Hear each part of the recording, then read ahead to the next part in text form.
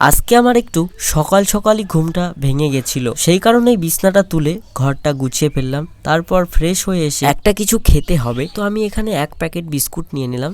যেখানে বাকিরা খায় সকালবেলায় প্রোটিন, হাই প্রোটিন যুক্ত খাবার, সেখানে আমি 5 টাকা দামের হ্যাপি বিস্কুট খেয়ে দিনটা শুরু করছি। এবার একটু আমি ক্যামেরায় নিজেকে ফার্স্টে দেখি, তারপর তাতে রিলস দেখি, তারপর চলে যাই লাঞ্চ করতে। এখানে ভাত আর সজনের ডাঁটা আর এঁচড় দিয়ে একটা তরকারি করেছিল, এটা দিয়েই জাস্ট কোনো রকম দুপুরের লাঞ্চটা সেরে ফেললাম। খেতে খেতে ক্যামেরার দিকে তাকিয়ে হাসিও পেয়ে গেল আমার।